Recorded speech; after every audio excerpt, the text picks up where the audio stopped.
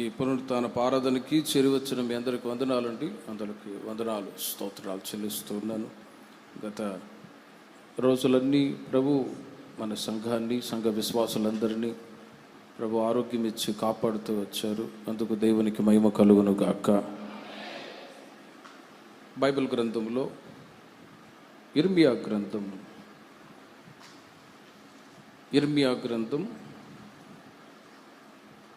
మొదటి అధ్యాయం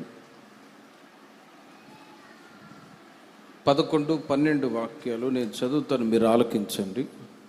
ఇర్మియా గ్రంథం మొదటి అధ్యాయము 11-12 వాక్యాలు. మరియు యెహోవా వాక్కు నాకు ప్రత్యక్షమై, ఇర్మియా, నీకేమి కనబడుచున్నదని సెలవిచ్చెను.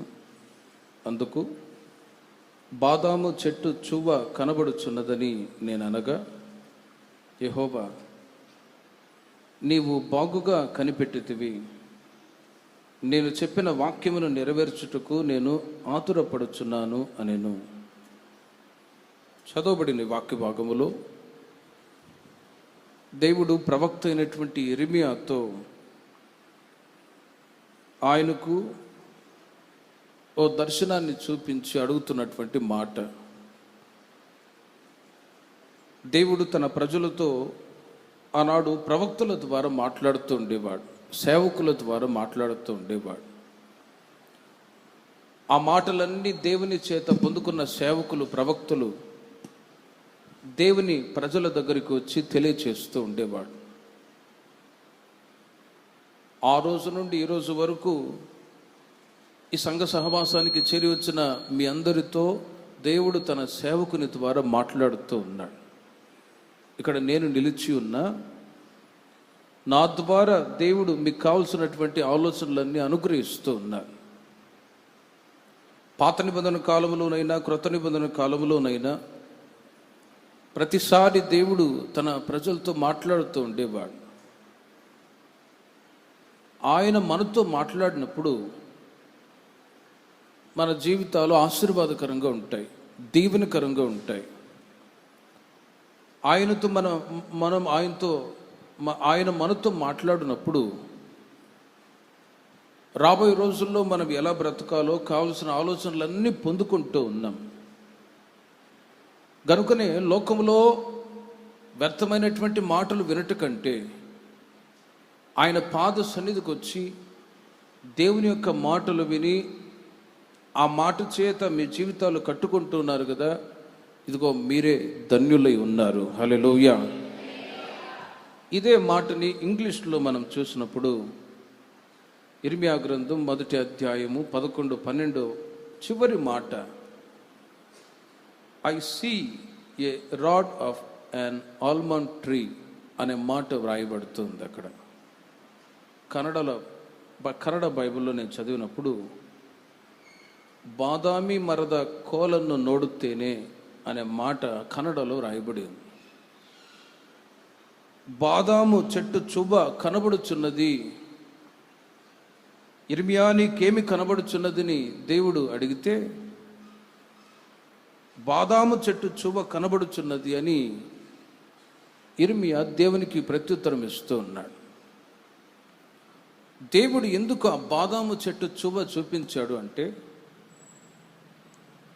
ఆ తదుపరి వాక్యాల్లో దేవుడు చెప్తాడు, నేను చెప్పిన వాక్యమును నెరవేర్చుటకు నేను ఆతురపడుచున్నాను అని. బాదాము చెట్టు చువ్వ, ఇంగ్లీష్లో రాడ్, కన్నడలో కర్ర. ఈ పూట నేను చెప్పబోయే విషయం ఏంటంటే కర్ర లేక దండము అనే అంశం మీద, కర్ర లేక దండము అనే విషయం మీద ఈ పూట మీకు ప్రసంగం తెలియచేస్తూ ఉన్నాను. దేవుడు తన ప్రజలను సరిచేయటానికి దండాన్ని, కర్రని వాడేవాడు. దానికి సాదృశ్యముగా బాదాము చెట్టు చువ్వ కనబడుచున్నది అని ఇర్మియా చెప్పినట్లుగా,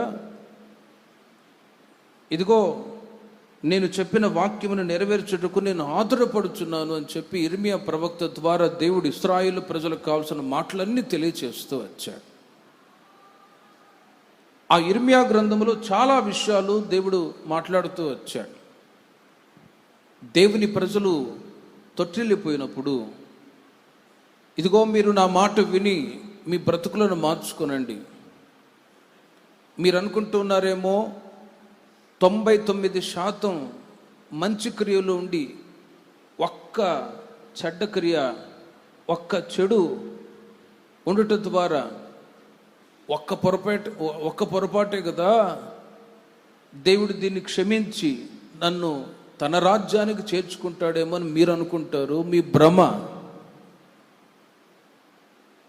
99 మంచి గుణాలు ఉండి ఒక్క చెడు గుణము ఉంటే అలాంటి వాళ్ళు ఆశీర్వాదాలు పొందలేరు, అలాంటి వాళ్ళు మోక్షానికి చేరలేరు అనే విషయాలు ఆ గ్రంథంలో చాలాసార్లు అక్కడక్కడ వ్రాయబడ్డాయి.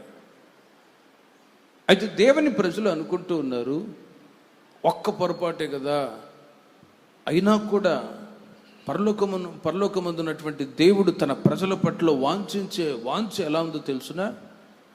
ఆయన పరిశుద్ధ జీవన ప్రకారం మనము కూడా 100% పరిశుద్ధంగా జీవించాలని ప్రభు కోరుకుంటూ ఉన్నాడు. హల్లెలూయా. అందునిమిత్తమే ఆనాడు ఇర్మియాకి బాదాము చెట్టు చువ్వ చూపించి, ఇదిగో నేను చెప్పినటువంటి వాక్యం నెరవేర్చుటకు నేను ఆతురపడుచున్నాను. నేను చెప్పే మాట మీ జీవితాలలో క్రియ చేయాలి, మీలో మార్పు కలగాలి. మార్పు చెందని స్వభావాలు మీలో ఒకవేళ ఉన్నట్లయితే ఈ వాక్యము చేత మీ జీవితాలు మార్చబడాలి అని చెప్పి దేవుడు ఇర్మియా ద్వారా సెలవిస్తూ ఉన్నాడు. ఈ మాటలన్నీ కూడా రక్షించబడి బాప్తిసం తీసుకొని సంఘ సహవాసంలో మీరు దేవుని ప్రజలుగా ఎదుగుతూ ఉన్నారు. దేవుని యొక్క మాటల్ని ఎన్నో సంవత్సరాల నుంచి వింటూ ఉన్నారు. ఆ మాటలు మీరు వింటూ ఉండగా ఒక రోజున న్యాయ తీర్పులో, న్యాయ విచారణలో కూడా నిలవబెడతాయి. న్యాయ విచారణలో లెక్క అడుగుతారు. పలాని మాటలు మీరు విన్నారు కదా, ఆ మాటకి మీ జీవితాలను అప్పగించుకొని ఆ విధంగా జీవిస్తూ ఉన్నారా? విన్నా కూడా మార్పు చెందక జీవితంలో తొట్టిల్లిపోయి బలహీనులై న్యాయ తీర్పు ఎదుట నిలవబడ్డప్పుడు ఒక రోజున దేవుని ఎదుట మీరు లెక్క అప్పచెప్పాలి అంటే 100% వాక్యానుసారమైనటువంటి జీవితాన్ని జీవించినప్పుడు ధైర్యముగా యేసయ్య ఎదుట మనము నిలవగలము. హల్లెలూయా. అందునిమిత్తమే ఏదో సాధారణమైనటువంటి క్రైస్తవులుగా మనం బ్రతకటానికి దేవుడు మనల్ని పిలవలేదు. అందరూ చర్చికి వెళ్తున్నారు, అందరూ ప్రార్థనలు చేస్తూ ఉన్నారు, మరలా ఇష్టానుసారంగా ప్రవర్తిస్తూ ఉన్నారు. మనము అలాగే అనుకోవడం చాలా తప్పు. ప్రియమైన వర్లారా, ఈ క్రిస్టియానిటీ, ఈ క్రైస్తవ జీవితం ఏదో సాధారణమైనటువంటి జీవితం కాదు. ఓ సేవకుడు ఆ మధ్య అన్నాడు, క్రైస్తవులు అంటే క్రీస్తును పోలిన వాళ్ళు క్రైస్తవులని పిలువబడతారు. క్రీస్తులో లేని స్వభావాలు, క్రీస్తులో లేనటువంటి క్రీస్తులో ఉన్నటువంటి స్వభావాలు ఎవరైతే కలిగి ఉండరో వాళ్ళు క్రైస్తవులు కాదు. క్రైస్తవులని పేరు పెట్టుకొని క్రీస్తుకు తగిన గుణాలు వాళ్ళలో లేకపోతే వాళ్ళు బ్రతికి ఉండి కూడా చచ్చిన వాళ్ళతో సమానం అని బైబిల్ చెప్తుంది. గనుక నీ పునరుత్థాన దినమున దేవుడు తన ప్రజలతో వాక్యము ద్వారా ఆయన సరిచేస్తూ ఉన్నాడు. ముఖ్యంగా కర్ర లేక దండము అనే అంశం మీద కొన్ని విషయాలు మీకు చెప్తాను. దేవుని ప్రజలు తప్పులు చేసినప్పుడు దేవుడు దండిస్తూ ఉన్నాడు, శిక్షిస్తూ ఉన్నాడు కర్ర సహాయము ద్వారా. మరొక వైపు దేవుని ప్రజలు ఆశీర్వదించబడాలనే ఉద్దేశముతో కర్రని కూడా వాగ్దాన రూపకముగా అనుగ్రహిస్తూ ఉన్నాడు. ఏంటో ఒక 5 విషయాలు క్లుప్తంగా మీకు అర్థమయ్యేటట్టు చెప్తాను. కర్ర లేక దండము అనే అంశం సామెతల గ్రంథం 10వ అధ్యాయము 13వ వాక్యములో, సామెతల గ్రంథం 10వ అధ్యాయం 13వ వాక్యములో,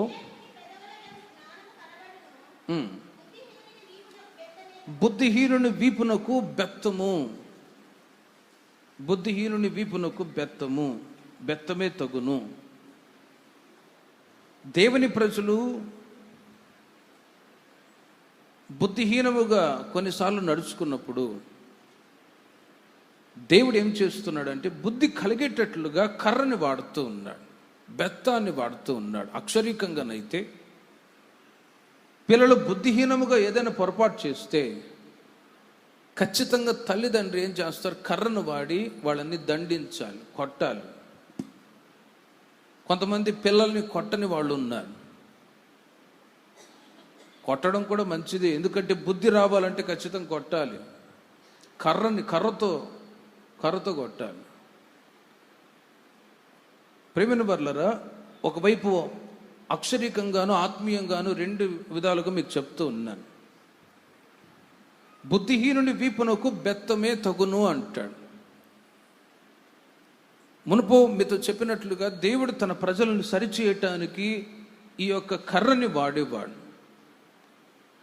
ఎవరి జీవితాలలో దేవుడు ఈ కర్రను వాడతాడంటే, ఈ బుద్ధిహీనముగా ప్రవర్తించే ప్రవర్తన చేత నడిపింపబడుతున్న వాళ్ళకి వాళ్ళ బుద్ధిహీనతను సరిచేయటానికి బెత్తాన్ని వాడతారు. మనం చూస్తుంటాం స్కూల్లో కానీ, స్కూల్లో ఇప్పుడైతే అసలు పిల్లల్ని కొట్టలేరు టీచర్స్. ఆ మధ్య ఒక టీచర్ నారాయణ కాలేజీలో జాబ్ చేస్తూ ఉంటుంది మన విశ్వాసి. ఆ స్కూల్లో ఒక చిన్న పిల్లవాడిని కర్రతో కొట్టిందంట. వాడు వెళ్ళి వాళ్ళ పేరెంట్స్ చెప్పాడు. వెంటనే వాళ్ళు హెడ్ మాస్టర్కి చెప్పి సస్పెండ్ చేయించారు ఆ టీచర్ని. అన్నా నాకు సస్పెండ్ చేశారన్నా. నేను ఏమనలేదు, ఒక చిన్న దెబ్బ కొట్టాను అంతే. చూడండి, ఆ రోజుల్లో అయితే టీచర్లు పిల్లల్ని కొట్టేవాళ్ళు. ఎందుకు? మంచిగా చదువుకోవాలి, బుద్ధి రావాలి. బుద్ధిహీనత పోయి బుద్ధి కలిగిన వాళ్ళుగా మారాలంటే ఖచ్చితంగా బెత్తాన్ని వాడాలి. బెత్తాన్ని వాడకపోతే బుద్ధిహీనత తొలగిపోదు. అందుకే వివేకుని పెదవుల యందు జ్ఞానము కనబడును, బుద్ధిహీనుని వీపునకు బెత్తమే తగును అంటాడు. రక్షించబడి బాప్తిసం తీసుకొని సంఘ సహవాసములో మీరు చేర్చబడ్డారు. గతంలో బుద్ధిహీనంగా ప్రవర్తించిన ప్రవర్తనలు మీలో ఉన్నాయి. ఒక్కసారి ఆలోచించండి. అప్పుడప్పుడు కొందరు అంటారు, బుద్ధిహీనంగా నేను త్రాగుడు అలవాట్లకి బానిసయ్యాను, బుద్ధిహీనంగా నేను విగ్రహారాధన చేస్తూ వచ్చాను, బుద్ధిహీనంగా ప్రవర్తించిన ప్రవర్తన నా జీవితంలో గతంలో ఉన్నాయన్నా, కానీ ప్రభువుని నమ్మిన తర్వాత దేవుడు నాకు జ్ఞానాన్ని ఇచ్చారు. హల్లెలూయా. ఇప్పుడు ఏది మంచో ఏది చెడో తెలుసుకునే ఒక అవగాహన ఇచ్చాడు, కలగజేశాడు. ఈ అవగాహన, ఈ బుద్ధి, తెలివి దేవుని ప్రజలైన మనకు ఏ విధంగా లభించిందో తెలుసునా? 119వ కీర్తన 11వ చరణములో, by the word of God, దేవుని వాక్యము చేత ఈ రోజున ఇక్కడ చేరి వచ్చిన మనల్ని అందరినీ దేవుడు బుద్ధిమంతులుగా చేసి ఉన్నాడు. హల్లెలూయా. దావీదు అంటాడు, నీ ఎదుట నేను పాపము చేయకుండానట్లు నా హృదయములో నీ వాక్యము ఉంచుకొని ఉన్నాను అంటాడు. చూడండి, గతములో బుద్ధిహీనత ఉన్నప్పుడు పాపం చేస్తూ వచ్చాను, ఇష్టానుసారంగా ప్రవర్తిస్తూ వచ్చాను. కానీ ఎప్పుడైతే వాక్యం నా హృదయంలో ఉన్నదో, ఉపదేశాలు, ఆజ్ఞల మార్గాల్లో నడిపించబడుతూ ఉన్నాడు దావీదు. పాపం చేయకుండా జాగ్రత్త పడుతూ వచ్చాడు. బైబిల్ అర్థమవటానికి 10 కాలాల గురించి దేవుని ప్రజలు తెలుసుకుంటేనే బైబిల్ అర్థమవుతుంది. వాటిలో మొదట దూతల కాలం, రెండవది అజ్ఞాన కాలం, మూడవది మనస్సాక్షి కాలం, నాలుగవది ధర్మశాస్త్ర కాలం. ఈ దూతల అజ్ఞాన కాలము, మనస్సాక్షి కాలంలో మనుషులు ఇష్టానుసారంగా ప్రవర్తిస్తూ ఉండేవాళ్ళు, ఆజ్ఞలు లేవు కాబట్టి. ఇప్పుడు ఇండియన్ కాన్స్టిట్యూషన్ ఉంది. ఆ ఇండియన్ కాన్స్టిట్యూషన్లో పలాని నేరం చేస్తే పలాని వ్యక్తికి ఇన్ని సంవత్సరాల శిక్ష, ఉరి శిక్ష, మరణదండనే అని చెప్పి శిక్షలు కూడా ఉన్నాయి. ఎందుకు? కాన్స్టిట్యూషన్ ఉంది కాబట్టి, సంవిధానం. ఇవి లేకపోతే చట్టాలే లేని దేశాలు, కొన్ని ప్రాంతాలు సౌత్ ఆఫ్రికా సైడ్ ఉన్నాయి. ఆ ప్రాంతాల్లో ఎవరు ఇష్టం వచ్చినట్లుగా వాళ్ళు ప్రవర్తిస్తారట. అజ్ఞాన కాలంలో, మనస్సాక్షి కాలంలో ప్రజలు కూడా బుద్ధిహీనంగా ప్రవర్తిస్తూ వచ్చారు, వాళ్ళు కోరుకున్నట్లుగా ప్రవర్తిస్తూ వచ్చారు, ఏమైనా చేస్తూ వచ్చారు. కానీ ధర్మశాస్త్ర కాలంలో వచ్చేసరికి సీనాయి కొండ మీదకి దేవుడు మోషేను తీసుకుని వెళ్ళి 10 ఆజ్ఞల్ని వాళ్ళకు వ్రాసిచ్చాడు. ఆ ఆజ్ఞలు తీసుకొచ్చి ఇశ్రాయేలు ప్రజలకు తెలియజేయగానే వాళ్ళందరిలో దడబుట్టిపోయిందండి. అమ్మో, ఇలాంటి పాపాలు చేస్తే ఇలాంటి శిక్ష కలుగుతుందా అని చెప్పి పాపం చేయకుండా వాళ్ళు తమ జీవితాలని జాగ్రత్త చేసుకున్నారు. అంతవరకు బుద్ధిహీనంగా ప్రవర్తించిన ప్రవర్తన ఇప్పుడు మారిపోయింది. పాపం చేయకుండా ఎప్పుడు వాళ్ళు మానుకున్నారో తెలుసునా? ఆజ్ఞకు వాళ్ళు లోబడ్డప్పుడు. 10 ఆజ్ఞలు ఉన్నాయి. 10 ఆజ్ఞలు తర్వాత మరలా 300కు పైగా చిన్న చిన్న ఆజ్ఞలు కూడా ఉన్నాయి బైబిల్లో. ఇప్పుడు వాటినే కాన్స్టిట్యూషన్గా వాళ్ళు తయారు చేశారు. బైబిల్లో ఉన్నవే ఆజ్ఞలు. ఈ ఆజ్ఞలు ఇవ్వబడ్డ తర్వాత మనుషుడు బుద్ధిహీనంగా ప్రవర్తించే ప్రవర్తనని మానుకున్నాడు. అందుకే దావీదు కూడా అంటాడు, నీ ఎదుట నేను పాపము చేయకుండానట్లు నా హృదయంలో నీ వాక్యం ఉంచుకొని ఉన్నాను. ఒక్కసారి మీరు ఆలోచించండి, గతంలో మీరు ఏ విధంగా ఉన్నారు, ఇప్పుడు ఏ విధంగా ఉన్నారు? గతంలో బుద్ధిహీనంగా ప్రవర్తించిన ప్రవర్తన, పాపపు అనుభవాల్లో చెడు అలవాట్లకి బానిసలై ఇష్టం వచ్చినట్లుగా ప్రవర్తించే ప్రవర్తన గతంలో ఉన్నది ఫులిష్నెస్. కానీ ఇప్పుడు దేవుడు మనల్ని బుద్ధిమంతులుగా చేశాడు by the word of God, దేవుని వాక్యము చేత. హల్లెలూయా. ఎన్నో సంవత్సరాలుగా మీరు వాక్యాలు వింటూ ఉన్నారు. ఈ వాక్యాలు మీ జీవితాలలో మార్పును కలుగజేస్తూ ఉన్నాయి. మార్పు చెందకపోతే మీరు ఫలించని వాళ్ళు, మార్పు చెందితే మీరు ఫలిస్తూ ఉన్న వాళ్ళని అర్థం. సంవత్సరాలు జరిగే కొలది దేవుని ప్రజల జీవితాల్లో మార్పు రావాలి. ఎక్కడేసిన గొంగళి అన్నట్లుగా అక్కడే ఉండకూడదు. ఆ స్పిరిచువల్ గ్రోత్ దేవుని వాక్యము చేత మీరు పొందాలని దేవుని వాక్యం తెలియజేస్తుంది. వాక్యం అనేది ఉన్నది ఉన్నట్టుగా ప్రకటించబడుతూ ఉంటుంది. ఇవి కొన్నిసార్లు గుర్చబడతాయి. ఒకసారి మీకు చెప్పాను, ఒకసారి కొత్తగా ట్రాన్స్ఫర్ అయ్యి వచ్చాడట ఒక పాస్టర్ గారు. బైబిల్లో యోహాను సువార్త 3వ అధ్యాయం 16వ వాక్యాన్ని చదువుకుందాం అన్నాడంట. 3వ అధ్యాయం 16వ వాక్యం అన్నాడు. యోహాను 3:16, యోహాను 3:16 అన్నాడు. అక్కడ యోహాను అనే ఒక ఆయన ఉన్నాడు. ఆయనకు మండింది, నా పేరు యోహాను కదా, నా గురించి చెప్తున్నాడు ఈ పాస్టర్ గారు. నాకు 3 భార్యలనే సంగతి ఈయనకెట్లా తెలుసు, 16 మంది పిల్లలనే సంగతి ఈయనకెట్లా తెలుసు అని ఆయనకి ఎక్కింది కోపం. పాస్టర్ గారు పాపం వాక్యమే చెప్తూ ఉన్నాడు. యోహాను సువార్త 3:16 తీయండి అమ్మా, చదవండి అమ్మా అన్నా కూడా ఎవరు చదవకపో 3:16 చదవమ్మా అన్నా కూడా ఆయన నా గురించి చెప్తున్నాడు పద్దాక అని చెప్పి కోపం, నా గురించి ఎందుకు చెప్తావు, వాక్యమే చెప్పు అన్నాడు. ఆయన చెప్పింది వాక్యమే. ఇలా కొన్ని వాక్యాలు మీకు తగులుతూ ఉంటాయి. అయితే మేము ఉద్దేశపూర్వకంగా ఎవరిని మేము చెప్పం. By the word of God, వాక్యం ఉన్నది ఉన్నట్టుగా ప్రకటిస్తాం. అప్పుడు వాక్యాలు గుర్చబడతాయి, చీపిరితో కొట్టినట్లుగా అనిపిస్తూ ఉంటుంది. అప్పుడు ఏం చేయాలో తెలుసునా? ఆ వాక్యానికి మిమ్మల్ని మీరు అప్పగించుకున్నట్లయితే ఆ వాక్యం మిమ్మల్ని పరిశుద్ధపరిచి మిమ్మల్ని ఇంకా బుద్ధిమంతులుగా ఈ వాక్యం మార్చును గాక. చప్పట్లు కొట్టండి గట్టిగా.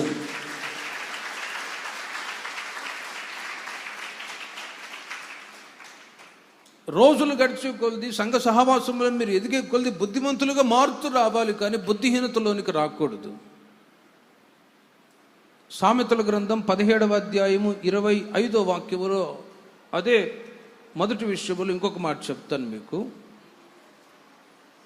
సామెతల గ్రంథం 17:25, బుద్ధిహీనుడగు కుమారుడు తన తండ్రికి దుఃఖము తెచ్చును, తన్ను కనిన దానికి అట్టివాడు బాధ కలుగజేయును అని రాయబడి ఉంది. చూడండి, ఇంట్లో బుద్ధిహీనుడైన కుమారుడు ఉన్నట్లయితే తల్లిదండ్రికి ఎంత బాధ.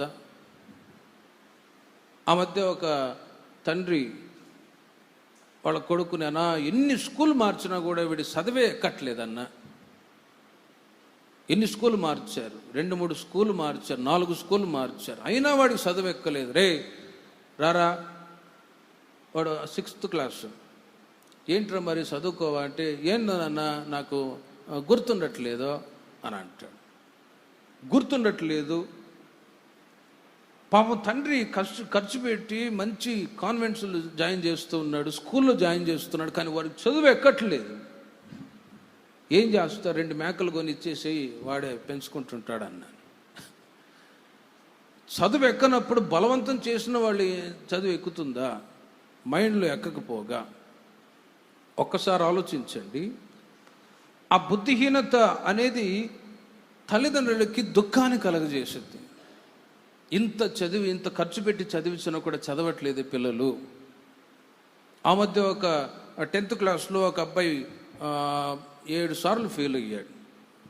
వాళ్ళ పేరెంట్స్ బాధ పెడుతూ వచ్చారు. నాకు తెలిసిన అబ్బాయి, ఆ సహోదరుడు, తమ్ముడు, ఆ టార్చర్కి తట్టుకోలేక ఎంత చదివినా కూడా ఆ సబ్జెక్ట్లో ఫెయిల్ అయిపోతున్నాను, పాస్ అవ్వట్లేదు. ఒకవైపు పేరెంట్స్ యొక్క ఫోర్సు, నీకు ఇంత ఖర్చు పెడుతున్నావు, అంత ఖర్చు పెడుతున్నావు, నువ్వు ఎందుకు చదవట్లేదు అనేసరికి అతడు మధ్యాహ్నం పూట ఊరేసుకొని చచ్చిపోయాడు. చాలా బాధపడ్డాను. అతనికి ఆ చదువు మైండ్లో ఎక్కకపోగా, ఎంత చదివినా కూడా గుర్తుండకపోగా, బై ఫోర్స్ అతడు ఏం చేయగలడండి? ప్రేమైన వారులారా, కొన్నిసార్లు తల్లిదండ్రులు పిల్లల గురించి బాధపడుతూ ఉంటారు, వాళ్ళ యొక్క బుద్ధిహీనతను బట్టి.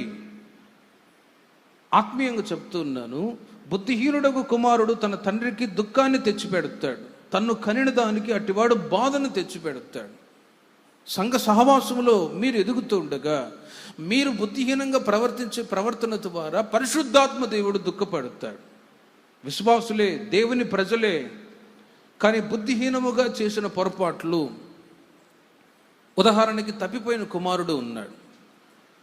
తండ్రి యొక్క మాటలు వినకుండా తన ఆస్తి అంతా కూడా తీసుకొని వెళ్ళి దుర్వ్యాపారం చేత ఖర్చు చేశాడు. అన్నీ కూడా కోల్పోయాడు.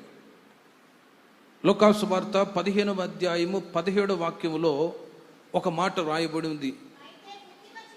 చూడండి చాలు. అయితే బుద్ధి వచ్చినప్పుడు, ఎవరికి? చిన్న కుమారునికి బుద్ధి వచ్చినప్పుడు. కొన్నిసార్లు పేరెంట్స్ పిల్లలకి బుద్ధి చెప్తూ ఉంటారు, నా మాట వినమ్మా, నా మాట వినరా. వినకపోగా ఈ చిన్న కుమారుడు లోకములో దుర్వ్యాపారం చేత తన జీవితాన్ని నాశనం చేసుకొని, ఇప్పుడు బుద్ధి వచ్చిన తర్వాత మరలా నా తండ్రి దగ్గరికి వెళ్తాను, నా తండ్రితో సమాధాన పడుతాను అని తన యొక్క బ్యాక్ స్లైడింగ్ స్పిరిట్, తన యొక్క పడిపోయినటువంటి ఆత్మీయ జీవితాన్ని మరలా కట్టుకోవటానికి తండ్రి యొద్దకు బయలుదేరి వస్తూ ఉన్నాడు. ప్రియమైన వారలారా, దేవుడు మిమ్మల్ని వాక్యము చేత బుద్ధిమంతులుగా చేశాడు. ఇంకా రాబోయే రోజుల్లో బుద్ధిమంతులుగా మార్చబడాలి. హల్లెలూయా. ఈ వాక్యము చేత ఇంకా మీరు ఆధ్యాత్మిక జీవితంలో వర్ధిల్లాలి. అంతేకాని ఈ చిన్న కుమారుని వలె ఎప్పుడు కూడా వెనకబడిపోకూడదు. కొన్నిసార్లు అప్పుడప్పుడు అంటారు, బుద్ధిహీనంగా పొరపాటు అయిపోయింది అంటారు. చూడండి, ఎందుకు బుద్ధిహీనమైనటువంటి పొరపాట్లు జరుగుతాయంటే, చెప్పిన మాట విననప్పుడు. వాక్యానుసారమైనటువంటి జీవితం వింటూ ఉంటారు, కానీ మరలా చేసే పనులన్నీ చేస్తూ ఉంటారు. దేవుని యొక్క వాక్యాలు విని విడిచిపెట్టడానికి మనం ఇక్కడ రావట్లేదు. ఏదో అందరూ భక్తి చేస్తున్నారు, మనము భక్తి చేస్తున్నామని అనుభవంలోనికి మనం రావట్లేదు. ఓ మాట అంటారు, కాకిలాగా కలకాలం బ్రతకడం కంటే హంసలాగా 6 నెలలు బ్రతకడం మేలు అంటారు. దేవుని ప్రజల జీవితాల్లో కూడా దేవుడు కోరుకునేది ఏంటంటే, ఎక్కడా బుద్ధిహీనంగా ప్రవర్తించకుండా, మరలా ఆధ్యాత్మిక జీవితంలో పతన స్థితికి రాకుండా, డే బై డే, దినదినము మీరు ఆత్మ సంబంధమైన మందిరముగా దేవుని సన్నిధిలో వర్ధిల్లుదురుగాక. అపోస్తలుడైన పౌలు ఎఫెసు సంఘానికి వ్రాస్తారు, మీరు క్రీస్తు యేసే ముఖ్యమైన మూలరాయి అయి ఉండగా అపోస్తలులు ప్రవక్తలు అనే పునాది మీద మీరు కట్టబడుచు ఉన్నారు. దేవుని మందిరముగా ఈ యొక్క సంఘానికి పునాది ఎవరు? ఈ సంఘానికి పునాది ఎవరండి? ముఖ్యమైన మూలరాయి క్రీస్తు యేసే. అపోస్తలులు ప్రవక్తలు వేసిన పునాది మీద మీరు కట్టబడుచున్నారు. ఈ పునాది మీద కట్టబడిన వాళ్లే ఒక రోజున సియోను యెరూషలేము పట్టణాన్ని స్వాధీనపరచుకోగలరు. చప్పట్లు కొట్టండి గట్టిగా. ఈ పునాది మీద, ఈ ఉపదేశం మీద మీ జీవితాలను కట్టుకున్న వాళ్లే బుద్ధిమంతులుగా మార్చబడతారు. ఈ సంఘానికి పునాది ఎవరు? యేసయ్యే. ముఖ్యమైన మూలరాయి, ఫౌండేషన్, కార్నర్ స్టోన్. మీరు సహకరించారు, ఈ యొక్క పరిచర్యను పాలు పొందుతూ వచ్చారు, వీటిని అనుభవించాలి. ఆ మధ్య ఒక ఆయన హైదరాబాద్ నుంచి, నేను గోవాలో ఉన్నప్పుడు ఫోన్ చేశాడు. బ్రదర్, ఇన్వర్టర్ బాగుందా అన్నాడు. ఇన్వర్టరా? ఆ మూలను చూసా. ఇన్వర్టర్ అప్పటికి నేను మార్చాను, అది ఎప్పుడో డ్యామేజ్ అయిపోయి మార్చేసాను. వచ్చేసరికి ఇన్వర్టర్ బాగుంది బ్రదర్, అది నేనే ఇచ్చింది అన్నాడు. నేనే ఇచ్చింది, మంచిదే బ్రదర్, ఉంది జనరేటర్. ఆయన ఇచ్చింది ఎప్పుడో బర్న్ అయిపోయింది, నేను మరలా కొత్తది మార్చా. కానీ సంఘానికి రాడు.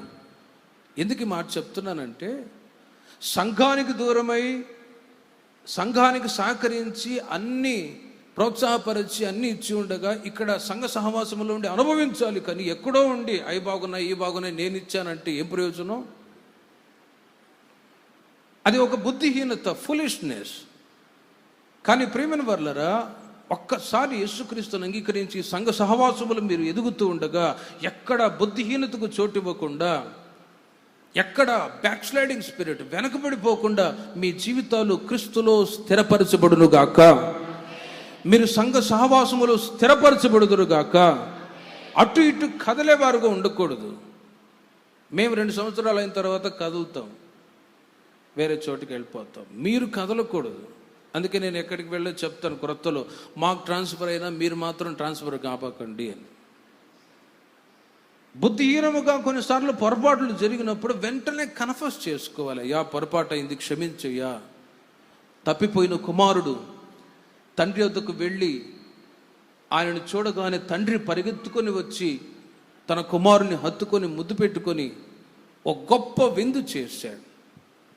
వాళ్ళ పెద్ద కుమారుడు వచ్చి, నానా, ఇన్ని రోజులు నీ దగ్గర ఉన్నాను, ఎప్పుడైనా బిర్యానీ చేసి పెట్టావా, విందు చేసావా? ఒరే, నీవు నాతో ఎల్లప్పుడూ ఉండేవాడివిరా, వీడైతే చచ్చి బ్రతికాడురా అనే మాట అక్కడ రాయబడి ఉంది. హల్లెలూయా. వీడు చచ్చి బ్రతికాడురా. స్పిరిచువల్ డెత్, ఆత్మీయ మరణం ఒక వ్యక్తి పాపానికి చోటిచ్చినప్పుడు పొందుతాడు.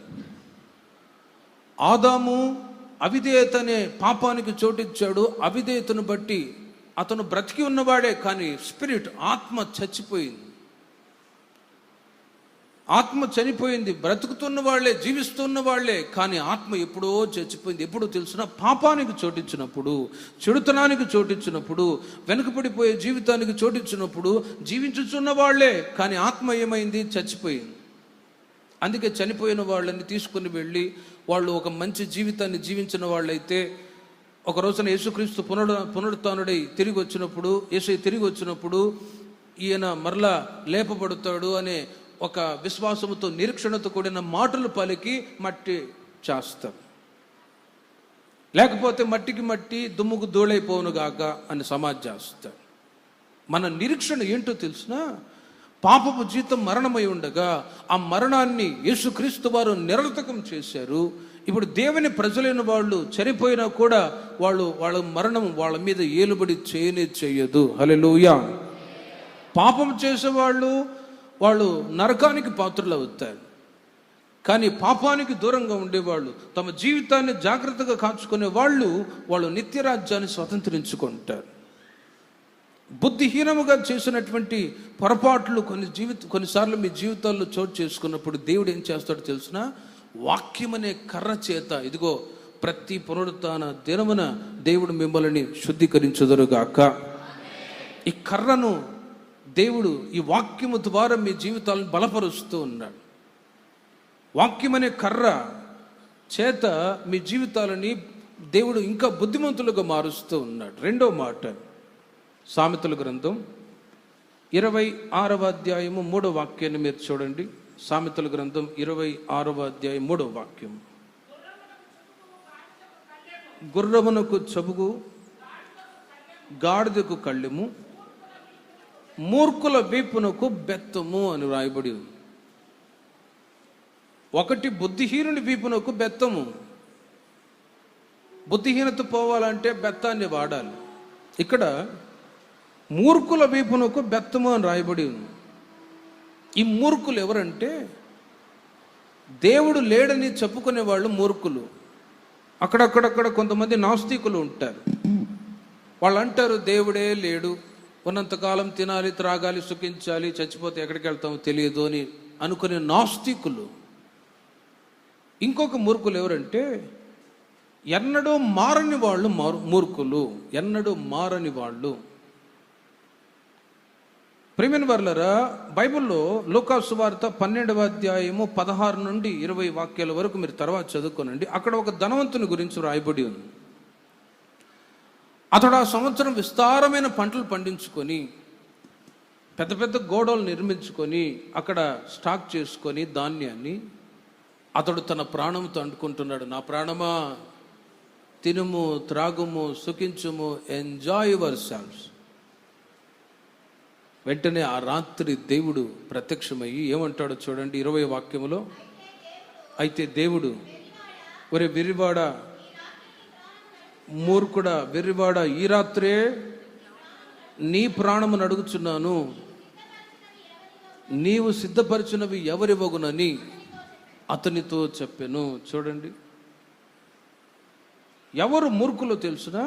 ఇది ఇక్కడ ధనవంతుని గురించి రాయబడి ఉంది. వెర్రివాడా, మూర్ఖత్వానికి చోటిచ్చిన వాడా. ఆ ధనవంతుడు తనకున్నటువంటి బ్యాంక్ బ్యాలెన్స్ మీద, తనకున్న ఆస్తి మీద ఆధారపడుతూ ఉన్నాడు. బైబిల్ చెబుతూ ఉంది, ఆపత్కాలంలో ఆస్తులు కూడా అక్కరకు రావు. వస్తాయా? ఒక్కసారి ఆలోచించండి. ఈ 2 సంవత్సరాల్లో లోకంలో ఎంతో మందిని చూశాం. ఆపత్కాలంలో ఆస్తి కూడా అక్కడికి రావట్లేదు.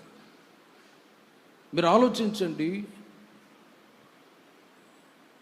ఆ ధనవంతుడు తనకున్న ధనం మీద ఆధారపడి బ్రతుకుతూ ఉన్నాడు. దేవుని యొక్క చిత్తం చేయట్లేదు. స్వచిత్తానికి చోటిచ్చి ఈ లోకమే కావాలి, ఈ లోకాన్ని ఇంకా అనుభవించాలి అని తన ఓన్ విల్, స్వచిత్తాన్ని చేస్తూ వస్తూ ఉన్నాడే తప్ప, ఈ రాత్రి ప్రాణం పోతే నేను ఎక్కడికి వెళ్తాననే ఒక ఆలోచన, గురి గమ్యం లేకుండా ధనవంతుడు బ్రతుకుతూ ఉన్నాడు. గురి గమ్యం తెలియట్లేదు. ప్రియమైన వారలారా, రక్షించబడి బాప్తిసం తీసుకొని సంఘ సహవాసములు ఎదుగుతున్న మీ జీవితాల్లో మునుపు మీతో చెప్పినట్లుగా బుద్ధిహీనత గతంలో ఉన్నది. 2వ మాట చెప్తున్నాను, మూర్ఖత్వం గతంలో ఉన్నది. కానీ ఇప్పుడు దేవుడు మనల్ని ఏం చేశాడు? మూర్ఖత్వాన్ని తొలగించి వివేకం కలిగి ప్రవర్తించేటట్లు ఇదిగో సంఘములో దేవుడు మిమ్మల్ని నిలిపి ఉన్నాడు. హల్లెలూయా. ఇప్పుడు మూర్ఖులుగా ఎవరు లేరు. చిన్నపిల్లలను కదిలించినా మంచి తెలివితో, జ్ఞానంతో మాట్లాడతారు. మూర్ఖత్వంతో ఉండేవాళ్ళు ఏ ఒక్కరు లేరు ఈ రోజుల్లో. ఎంతో తెలివితేటలు, మౌనంగా ఉన్నట్లే ఉంటారు. అమ్మో, వీళ్ళు ఎంత నాలెడ్జ్, వీళ్ళకి ఎంత తెలివి అనుకుంటాం. ప్రతి ఒక్కరికి వివేకం, తెలివి, జ్ఞానం ఇచ్చాడు. కానీ స్పిరిచువల్, ఒక ఆత్మ సంబంధమైనటువంటి జ్ఞానం ఉన్నదా? ఆ ధనవంతుడు ఈ లోకాన్ని ఆశపడ్డాడు, ఈ లోకం కావాలని కోరుకున్నాడు. ప్రసంగిలో ఒక మాట రాయబడి ఉంది, ఊరికి పోవు త్రోవ ఎరుగని వారై, ఊరికి పోవు త్రోవ ఎరుగని వారై అనేకులు తమ ప్రయాస చేత ఆయాసపడుచు ఉన్నారు. ప్రయాసపడుతున్నారు. కానీ ఎక్కడి నుంచి ఎక్కడికి వెళ్ళవలసిన వాళ్ళము అనే ఒక విజన్ చాలామంది ప్రజలకు లోకంలో లేనే లేదు. ఇంకొక ధనవంతుని గురించి రాయబడి ఉంది. ఆ ధనవంతుడు కూడా ఈ లోకంలో ఉన్నప్పుడు తిని త్రాగి సుఖిస్తూ వచ్చాడు. లాజరు అనే పేదవాడు కూడా ఆ ధనవంతుడు పడవేసే రొట్టె ముక్కలు తిని బ్రతికేవాడు. ఇద్దరు చనిపోయారు. ధనవంతుడేమో నీళ్లు లేని అగాధములో అతడు నీళ్లు అలమటిస్తూ ఉన్నాడు. లాజరేమో అబ్రహాము రొమ్మును ఆనుకొని విశ్రాంతి స్థలములో ఉన్నాడు. ఒక వ్యక్తి, అతడు మంచి జీవితాన్ని జీవించిన వాడై అతడు కన్ను మూస్తే ఎక్కడికి వెళ్తాడు? పరలోక రాజ్యానికి వెళ్తాడు. ఈ లోకంలో ఒక చెడు జీవితాన్ని జీవించిన వాళ్ళు నరకములో వాళ్ళు అలమటించే ఒక అరుపులు వినబడతాయి. ఎవరు చూశారండి అనే వాళ్ళు లోకంలో చాలామంది ఉన్నారు. కానీ ఈ సత్యాలు మీకు ప్రకటింపబడుతూ ఉన్నాయి. చనిపోయిన మరుక్షణం ఒక మంచి జీవితాన్ని జీవించి కనుమూస్తే వాళ్ళు విశ్రాంతి స్థలములో ఉంటారు. ఓ చెడు జీవితాన్ని జీవించి ఈ లోకము పాపపు అనుభవాలు జీవించిన వాళ్ళు నరకములో యాతన కలిగిన స్థలములో వెళ్తారు.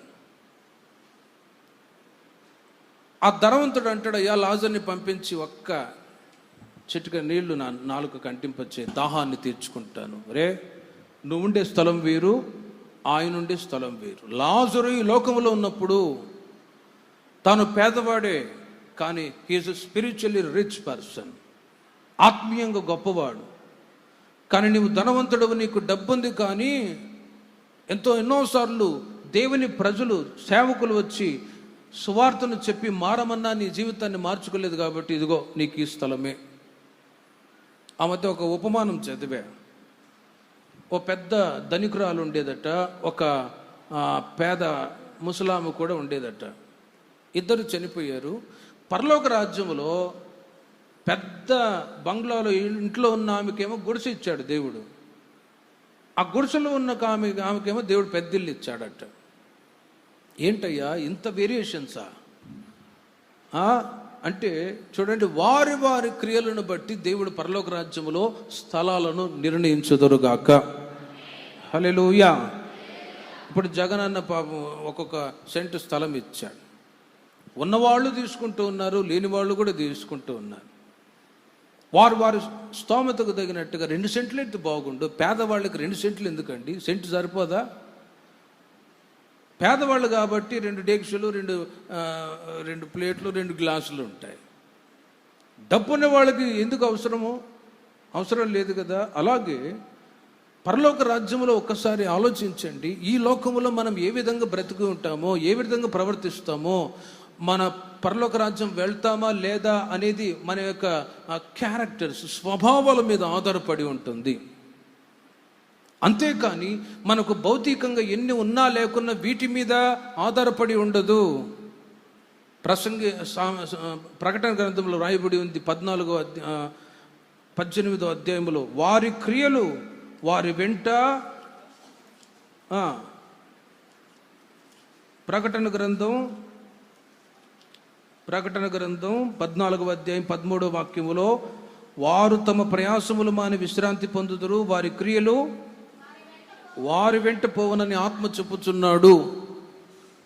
ఈ లోకంలో బ్రతికినప్పుడే ఇవన్నీ మనకు పనికొస్తాయి. డబ్బైనా, ఆస్తి అయినా, వెండి, బంగారు, ఇవి చనిపోయిన మరుక్షణమే ఆ సమాధి దగ్గర వెళ్ళినప్పుడే అర్థమవుతుంది మనిషి యొక్క జీవితం. పాస్టర్ గారు అర్జెంటుగా సమాధి చేయి, మేము ఊరెళ్ళాలి అంటారు. ప్రసంగిలో వ్రాయబడి ఉంది, సరైన విధంగా సమాధి చేయబడకపోతే పడిపోయిన పిండముతో సమానము. ఆగయ్యా, కాసేపు వాక్యానుసారంగా సమాధి చేద్దామా అంటే ఆగరే. ఓ చోట అలాగే జరిగింది, సమాధి చేయకుండా వెళ్ళిపోయా. వారం తర్వాత రోజు కలలో కనపడుతూ ఉంది, దయచేసి వచ్చి ప్రార్థన చేయి, భయం వేస్తూ ఉంది. సరైన విధంగా సమాధి చేస్తేనే వాళ్ళ ఆత్మకి శాంతి దొరుకుతుంది. సరైన విధంగా సమాధి చేయబడకపోయేసరికి ఆ ఆత్మ వాళ్ళ ఇంటి చుట్టే దొరుకుతుంది. చూడండి, ఈ సంగతి చాలామందికి తెలియదు. కాసేపు ఆగండి సమాధి చేద్దాం, ఆగండి అన్నా కూడా ఆగరు. వాక్యము, ప్రార్థన ఇవి లేకపోతే దురాత్మలు క్రియ చేస్తూ ఉంటాయి. లాజరు విశ్రాంతి గల స్థలంలో ఉన్నాడు, ధనవంతుడేమో అగాధములో అతడు నీళ్లు అలమటిస్తూ ఉన్నాడు. ఒక్కసారి ఆలోచించండి, ఈ లోకంలో ఉన్నప్పుడే మన యొక్క గమ్యం ఎక్కడికో డిసైడ్ చేసుకోవాలంతే. ఎక్కడికి మన గమ్యం? ఈ క్షణం కళ్ళు మూసినా కూడా నా యేసుతోనే నేను ఉండబోతున్నాను అనేవాళ్ళు హల్లెలూయా చెప్పండి. హల్లెలూయా. ఈ క్షణం కళ్ళు మూస్తున్నా, ఎప్పుడు ప్రాణం పోతుందో తెలియదు. నేను రోజున కారులో వెళ్తూ ఉన్నా ఆ విశ్వాస యొక్క సహోదరుడు వెంటనే ఆ ఫ్రెండ్ అంట చనిపోయాడు. కరోనా, బ్లాక్ ఫంగస్ అంట. పోయిన అంతకుముందు వారమే బాగున్నాడు అన్నా, కానీ ఇప్పుడు సడన్గా చనిపోయాడు. 45 years. ఎప్పుడేం జరుగుతుందో తెలియదు. కానీ ఒక కన్ఫర్మేషన్, ఈ క్షణం కళ్ళు మూసినా కూడా నేను యేసుతో కూడా ఉంటాననే ఆ విశ్వాసం కలిగి మనము మూర్ఖులుగా కాకుండా జ్ఞానవంతులుగా బ్రతుకుదుముగాక. మూర్ఖులు ఎవరు? ఒకసారి ఒక రాజునగర్లో ఒక కమిడియన్ ఉండేవాడట. ఆ కమిడియను ఏం చేసేవాడంటే అందరినీ నవ్వించేవాడు ఆ రాజునగర్లో.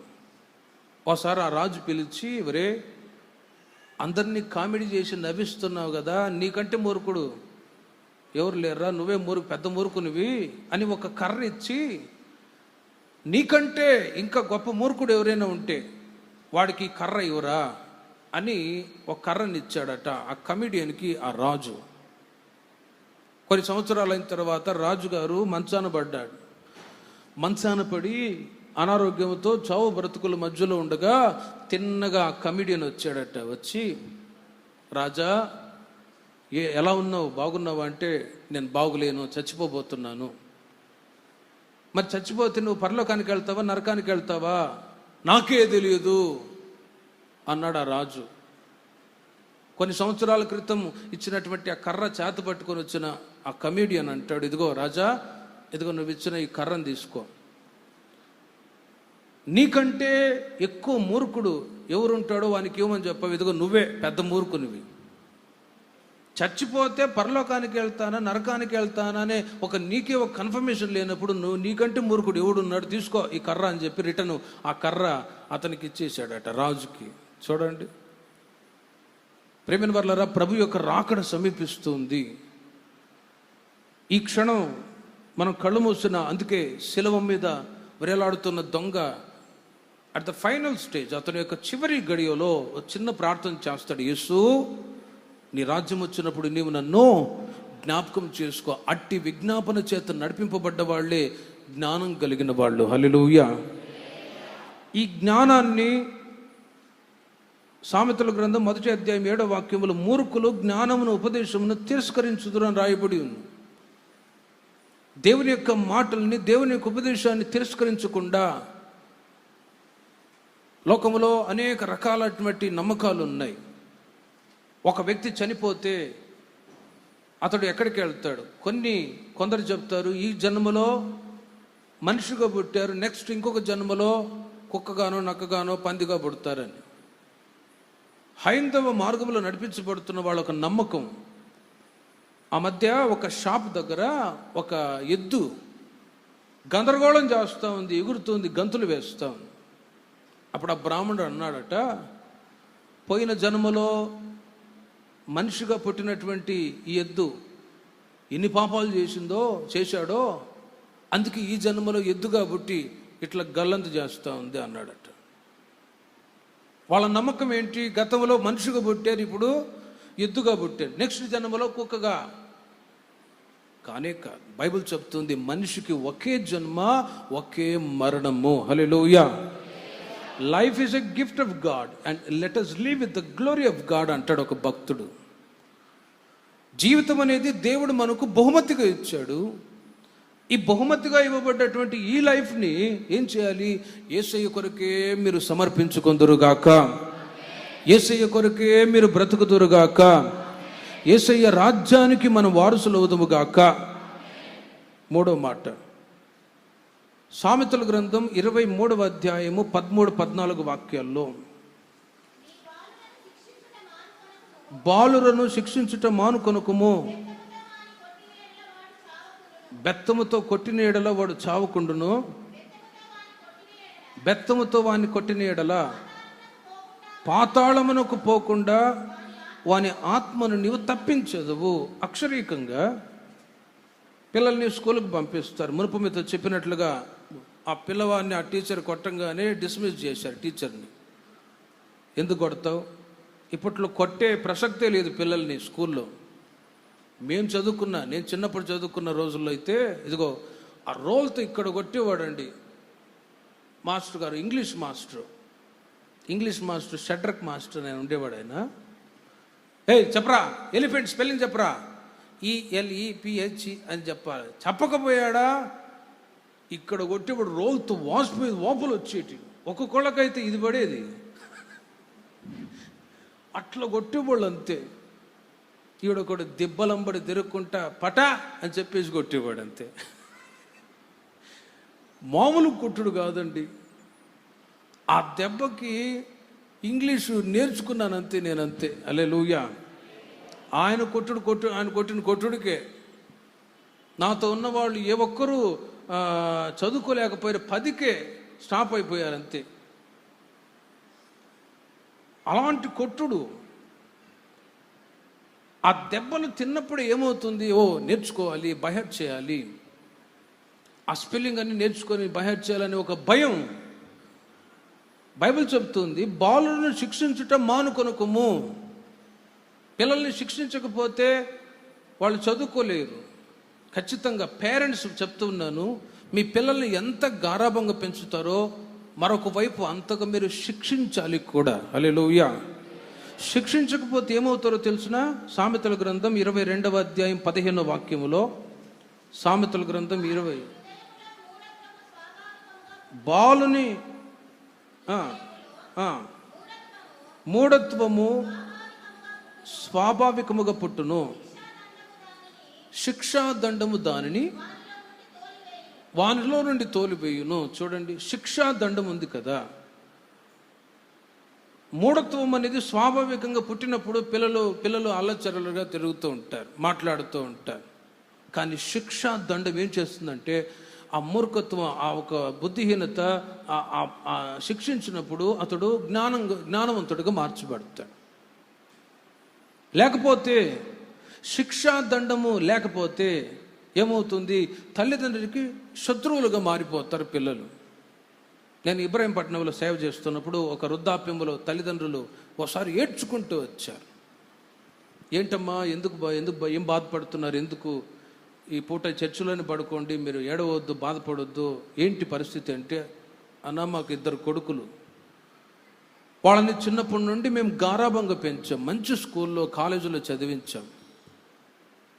ఒకడేమో బాగానే ఉన్నాడు, ఇంకొకడేమో తాగి చెడు అలవాట్లన్నీ నేర్చుకున్నాడు. ఇప్పుడు వాళ్ళిద్దరూ మింగలైపోయి ఏం చేస్తున్నారంటే ఆస్తి కొరకు, ఇల్లు కొరకు ఈ తల్లిదండ్రులని బయటకు నెట్టేశారు. ఏడ్చుకుంటూ మందిరానికి వచ్చేసారు. వాళ్ళు అంటారు, మేము గారాబంగా పెంచింది మాకు ఇప్పుడు ఇలా మా జీవితాలు మారిపోయాయి అన్న అంటారు. అందరూ కాదు, బైబిల్ ప్రకారం మీకు చెప్తూ ఉన్నాను, ఖచ్చితంగా పిల్లల్ని శిక్షించాలి. మొక్కై వంగనిది మానై వంగున అని అంటారు. ఒకటి, శిక్షించకపోతే సోమరులు అవుతారు. పిల్లలకి కొన్నిసార్లు కష్టాన్ని నేర్పించరు. ఆమెతో పాస్టర్ గారు అంటాడు, నా పిల్లల్ని నేను ముందు కూర్చోబెట్టుకొని నేను పడిన కష్టాలు బాధలన్నీ చెప్తూ ఉన్నప్పుడు ఆ పిల్లలు ఏడుస్తారట. డాడీ ఏడవబాక్ డాడీ, మేము బాగా చూసుకుంటాంలే అని వాళ్ళు కన్నీళ్ళు దుడుస్తారట. చూడండి, మీరు నేర్పిస్తున్నారా? మీ మామని అడగరా, పిల్లని ఇచ్చిద్దయ్యా, ఈ నేర్పిస్తారు. ఈ పనికిమాలిన విషయాలు నేర్పిస్తారు. కానీ పిల్లల్ని కూర్చోబెట్టుకొని మీరు పడిన కష్టాలు బాధలు వారితో షేర్ చేసుకున్నారు అనుకోండి, వాళ్ళు తెలుసుకొని పెద్దవాళ్ళైన తర్వాత ఏమవుతారు? వాళ్ళు మీ గురించి కేర్ తీసుకుంటారు. జ్ఞానం పొందుకున్న వాళ్ళు తెలివి కలిగి ప్రవర్తిస్తారు.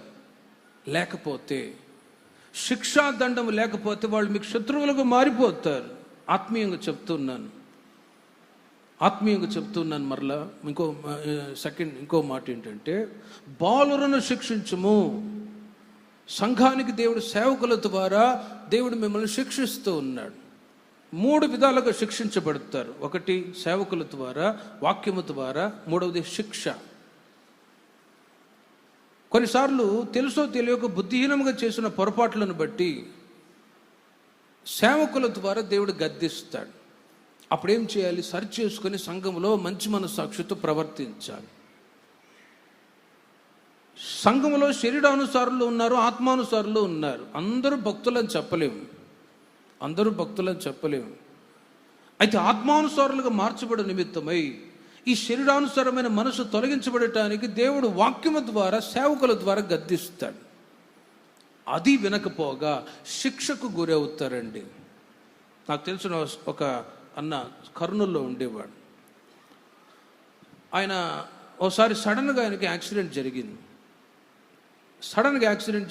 కాలు ఫ్రాక్చర్ అయింది. నా దగ్గరకు వచ్చి చాలా ఏడ్చి బాధపడ్డాడన్న. దేవుడు నాకు అన్నీ ఇచ్చాడు, కానీ ఈ రోజున నా కాలు విరిగి ఇలాంటి పరిస్థితికి వచ్చానంటే దేవుడు, ప్రార్థన, ఈ అనుభవాలు లేనందువలననే, నా జీవితాల్లో ఇంకా పొరపాట్లు ఉన్నాయి కాబట్టి నన్ను దేవుడు శిక్షించాడు, ఇది మేలు కొరకే అని ఒప్పుకున్నాడు ఆయన. ప్రియమైన వారలారా, వినకపోతే దేవుడు ఏం చేస్తాడో తెలుసునా? దావీదు అంటాడు, యెహోవా నన్ను కఠినముగా శిక్షించినా మరణానికి అప్పజెప్పలేదు అనే మాట నెరవేరుస్తాడు. కొన్ని కఠినమైన పరిస్థితుల గుండా దేవుడు నడిపిస్తాడు. ఇంకా చనిపోబోతున్నామనే సమయంలో దేవుడు నిన్ను పైకి లేపుతాడు. కొన్ని పరిస్థితుల గుండా నడిపించినప్పుడు మీరు గ్రహించుకోవాలి, నాలో ఏదో ఫాల్ట్స్ ఉన్నాయి, వాటిని కరెక్ట్ చేసుకోవాలి అని ఎరిగి మిమ్మల్ని మీరు పరిశుద్ధపరుచుకున్నారనుకో, శిక్ష దండము చేత మీరు సరిచేయబడ్డ వాళ్ళు అయితే దేవుడు మిమ్మల్ని ఆశీర్వదించుదురుగాక. శిక్ష రాకుండా దేవుడు తప్పించి కాపాడుతాడు. గనుక బాలులను శిక్షించటం మానుకొనకము. ప్రతిసారి శిక్షిస్తూ ఉంటారు పిల్లల్ని పేరెంట్స్. ఎందుకు? వాళ్ళు మంచి మార్గంలో నడిపించబడాలని. ఓ చోట నేను చదివాను, ఒక తల్లి ఒక కుమారుడు, భర్త చనిపోయాడు. ఆ పిల్లవాడు ఏం చేశాడంటే ఇరుగు పొరుగు వాళ్ళ ఇళ్లలో వెళ్ళి చిన్న దొంగతనాలు చేస్తూ వచ్చాడు. వినకపోగా ఆ తల్లి ఏం చేయాలి? గద్దించాలి కదా. గద్దించకపోగా వాడు పెద్దవాడై యవనస్తుడైపోయి గజ దొంగగా మారిపోయాడు. ఒకసారి ఒక పెద్ద శ్రీమంతుని ఇంట అతడు పట్టుబడ్డాడు, జైల్లో వేశాడు. అప్పుడు వాళ్ళమ్మ చూడటానికి వస్తే, నీ వల్లే చిన్నప్పుడే నన్ను గద్దించి ఉంటే నేను ఇలా మారేవాను కాదు కదా అని చెప్పి అట్లాగే గొంతు పీసుకు చంపేశాడు ఆ తల్లిని. చిన్న వయసులోనే గద్దించి ఉంటే నేను అలా చేసేవాడిని కాదు కదా, నీ ద్వారానే అని చెప్పి తల్లిని చంపేశాడు. ఒక్కసారి ఆలోచించండి. పిల్లల్ని శిక్షించాలి, దండించాలి. రెండవది, వాక్యానుసారంగా మీరు దండింపబడుతున్నారు, హెచ్చరింపబడుతున్నారు, బుద్ధి చెప్పబడుతూ ఉంది. అలాంటి సమయంలో ఈ వాక్యాలు మీ జీవితాలలో తగులుతూ ఉన్నప్పుడు మిమ్మల్ని మీరు వాక్యాన్ని సమర్పించుకొని వాక్యానుసారంగా జీవించిన వాళ్ళైతే పరలోక రాజ్యంలో గొప్పవాళ్ళని ఇదిగో మనమే పిలువబడదుము గాక. హల్లెలూయా. వాక్యాలు విని ఇది నా కొరకే అని మీరు అంగీకరించినట్లయితే ఆ వాక్యం మీలో ఫలభరితంగా మార్చబడుతూ ఉంది. మీకు కాకుండా ఎవరికి చెప్తామండి? ఇంకొక మాట, 23వ కీర్తన 4వ చరణం. 23వ కీర్తన 4వ చరణంలో, గాఢాంధకారపు లోయలో నేను సంచరించినను ఏ అపాయమునకు నేను భయపడను, నీవు నాకు తోడై ఉందువు. చూడండి, నీ దొడ్డు కర్రయు నీ దండమును నన్ను ఆదరించును. ఇక్కడ వ్రాయబడ్డ కర్ర ఆదరించే కర్ర, ఆదరించి ఆశీర్వదించే కర్ర. ఇక్కడికి చేరి వచ్చిన మీరు కొందరు కష్టాల్లో, ఇబ్బందుల్లో, సమస్యల్లో ఉన్నారు. సమస్యలు లేని వాళ్ళు అంటూ ఎవరు లేరు. ఎవరికుండే బాధలు వాళ్ళకు ఉన్నాయి. కానీ by the word of God దేవుడు మిమ్మల్ని ఆదరించును గాక. గొర్రెలు అటు ఇటు చెదిరిపోతూ ఉంటాయి, ముళ్ళ పొదలు చిక్కుకొని పోతూ ఉంటాయి, ఇబ్బందులు పడుతూ ఉంటాయి. అప్పుడు కాపురు ఏం చేస్తాడో తెలుసిన? ఆ దొడ్డు కర్ర సహాయము చేత గుంపులో చేరుస్తాడు.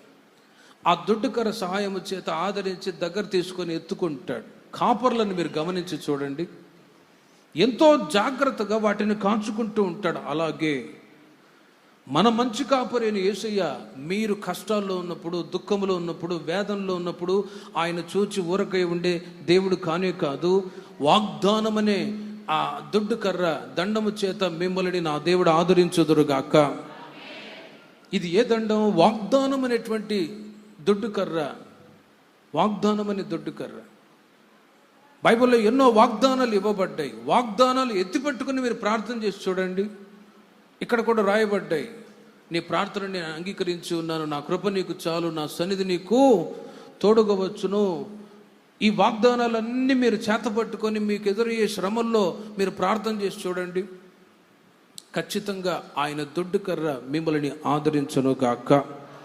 వాగ్దానం అనే ఆ కర్ర చేత మిమ్మల్ని ఇది మొదలుకొని ధైర్యపరచుదురుగాక.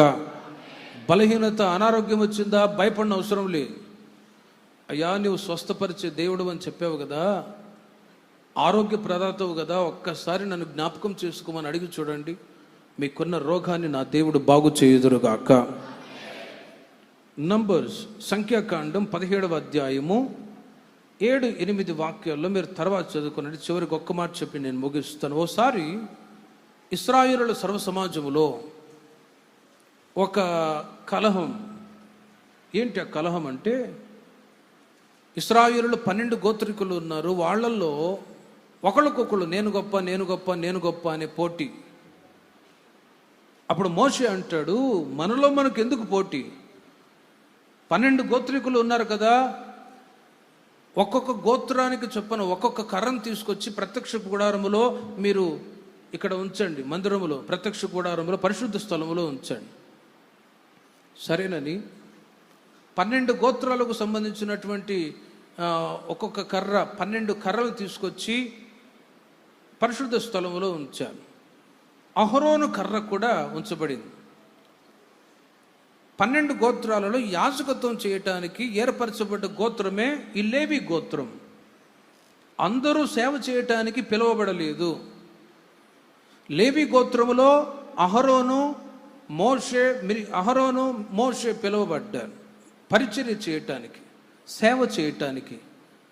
అయితే మిగతా గోత్రికులు అంటారు, మోషే అహరోను నువ్వే సేవ చేయాలా, మేము చేయకూడదా, మాకు జ్ఞానం లేదా, తెలివి లేదా అని సాహసించి వాళ్లకు వ్యతిరేకంగా పోటీతో కూడిన మాటలు మాట్లాడుతూ ఉన్నారు. సరే, నేను గొప్ప నేను గొప్ప అని మీరు ఎందుకు మాట్లాడుతున్నారు? దేవుడే తెలుస్తాడు.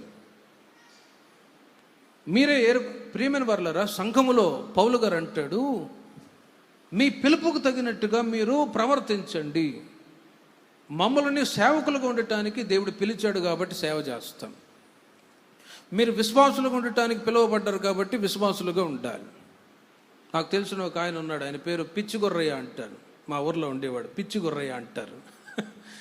ఆయన మున్సిపాలిటీలో జాబ్ చేస్తాడు. సాయంత్రానికి ఓ సంచి తగిలించుకొని సేవ సేవ సేవ అని తిరుగుతూ ఉండేవాడు. కొంతమంది ఆ గుడిసెలో లంబాడీస్ వాళ్ళు ఉంటే ఆ దయ్యాలు పట్టిన వాడికి ప్రార్థన చేసి వచ్చాడంట, అంతే. ఇక చూడండి, రాత్రుల స్నానం చేసి అన్నం తిని పడుకున్నాడు, నిద్ర పట్టట్లేదు. చుట్టూ దయ్యాలు మంచం చుట్టూ తిరుగుతూ ఉన్నాయట. ఏ పిచ్చుకురయ్యా లేరా అంటూ ఉన్నాయట. సంవత్సరం వరకు నిద్ర లేదండి. తర్వాత గుడాల పండుగకి యేసన్ గారి దగ్గర తీసుకుని, నేను చిన్నప్పుడు విశ్వాసిగా ఉన్నప్పుడు ఆ గుడాల పండుగ యేసన్ గారి దగ్గర తీసుకొచ్చి ప్రార్థన చేపిస్తే అప్పుడు ఆ తర్వాత నిద్ర పట్టింది. ఈ పార్ట్ టైం సేవ, ఎవరు పిలుపుకు తగినట్టుగా మీరు నడుచుకోనండి. కొందరు జ్ఞానం ఉండంగానే, తెలివి ఉండంగానే నాకు అన్నీ తెలుసు అని చెప్పి సంచి పెట్టుకొని తిరిగే వాళ్ళు ఉన్నారు. దయ్యాలు పడతాయి, జాగ్రత్త. ఆ మధ్య ఒక అక్క ఉన్నది, మందిరానికి వస్తూనే ఎవరికో ప్రార్థన చేసిందంట. ఆమెకు కూడా బీరువ దగ్గర నల్లగా కనబడ్డట్టు, అక్కడ దయ్యం పోయినట్టు కనబడుతుంది, నిద్రే పట్టట్లేదన్న నాకు అని అంటది. ఆమెకు ప్రార్థన చేసింది.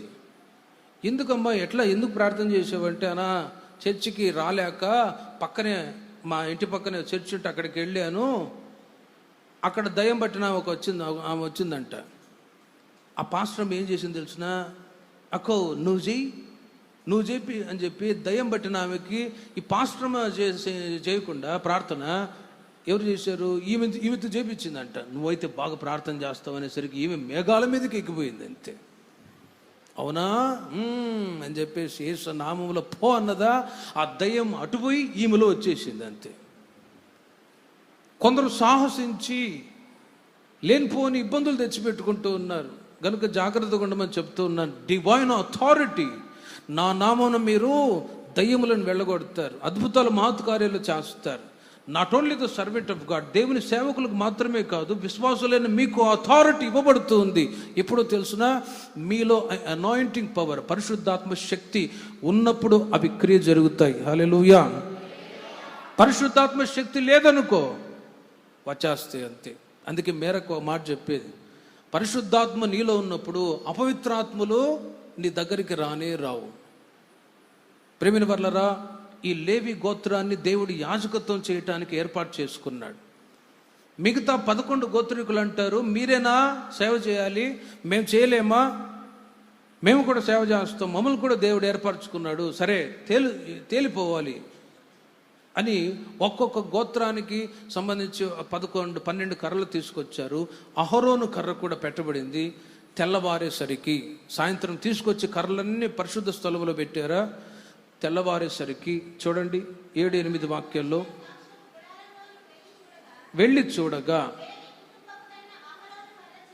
అహరోను కర్ర చిగురించను, పుష్పించను, బాదాము పండ్లు గలదాయును. చప్పట్లు కొట్టండి గట్టిగా. అభివృద్ధి పొందే కర్ర, అభివృద్ధి పొందే కర్ర. కర్రలు పెట్టబడ్డాయి. 12 కర్రల్లో అభివృద్ధి, చిగురించి పుష్పించి బాదాము పండ్లు గలదాయను. ఏ కర్ర? ప్రేమైన వర్లారా, ఒక్కసారి ఆలోచించండి. ఇదిగో మీ జీవితాలు ఈ పరిశుద్ధ స్థలములో పెట్టబడ్డాయి.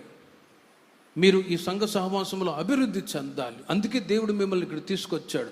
ఒకటి, భౌతికంగా మిమ్మల్ని అభివృద్ధి చేయబోతున్నారు, ఆత్మీయంగా కూడా నా దేవుడు మిమ్మల్ని అభివృద్ధి చేయుదురుగాక. మీరు పుష్పించాలి, చిగురించాలి, పుష్పించాలి, ఫలించాలి. 3 అనుభవాలు మీలో రావాలి, అప్పుడే అభివృద్ధి చెందుతారు. చిగురించాలి, పుష్పించాలి, ఫలాలు ఇవ్వాలి. ఫలించని ప్రతి చెట్టు ఏమవుతుందండి? నరికివేయబడుతుంది. మునుపమితో చెప్పినట్లుగా క్రిస్టియన్ లైఫ్ అనేది సాధారణమైన జీవితం కాదు. ఒక్కసారి ప్రభువుని నమ్మిన తర్వాత మీరు చిగురించాలి, పుష్పించాలి, ఫలాలు ఇస్తూనే ఉండాలి. కానీ వెనకబడిపోయి దేవుని యొక్క శిక్షకు పాత్రలు కాకుండా జాగ్రత్త పడాలి. మీరు అభివృద్ధి చెందేటువంటి స్థలం ఎక్కడో తెలుసునా? ద టెంపుల్ ఆఫ్ గాడ్, దేవుని మందిరములోనే. అందుకే ప్రతిసారి మీతో చెప్తూ ఉంటాం, చర్చికి రండి, ప్రార్థనకు రండి అని. ఎందుకు? మీరు ఈ మందిర ఆవరణములో ఆత్మీయంగా అభివృద్ధి చెందుతారని. మీరు మీ సంతతి వాళ్ళు తరతరాల వరకు దేవుని మందిర ఆవరణములో ఆరాధించి ఇదిగో సంఘపు ప్రతిరూపమైన ఆ పరలోక రాజ్యములో వారసులు అవ్వాలనే ఉద్దేశంతోనే దేవుడు మిమ్మల్ని ఇక్కడ తీసుకొచ్చాడు. హల్లెలూయా. అభివృద్ధి చెందే కర్ర, మీరు అభివృద్ధి చెందాలి. ప్రభు యొక్క రాకడకై దేవుడు మనల్ని అందరినీ సిద్ధపరచును గాక. ప్రార్థన చేసుకుందాం. విన్న వాక్యాన్ని బట్టి